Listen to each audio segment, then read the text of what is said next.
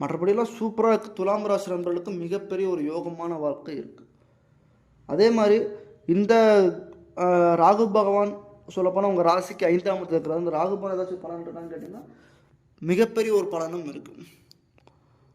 ராகு பகவான் உங்கள் ராசியில் 5ஆம் இடத்துக்குனால பூர்வீக சொத்துக்கள் ஏதாச்சும் பிரச்சனை இருக்குது, பூர்வீகத்தில் பிரச்சனை இருக்குது, இல்லை குழந்தை பக்கத்தில் பிரச்சனை இருக்குது, குலதெய்வம் என்ன குலதெய்வம்னு இது வரைக்கும் தெரிலங்க, எங்கள் பங்காளி யாருன்னு எனக்கு தெரிலங்க, குலதெய்வம் எந்த அமைப்பில் இருக்குது, எந்த மாதிரி இருக்குது, குலதெய்வம் என்னன்னு தெரில, குலதெய்வம் என் வீட்டுக்குள்ளே வரவே இல்லைங்க, குலதெய்வம் கோயிலுக்கே போகவே முடியலைங்க அப்படின்றவங்களுக்கெல்லாம் அந்த டைமில் ஒரு மிகப்பெரிய ஒரு வாய்ப்பு கண்டிப்பாக இருக்கும்.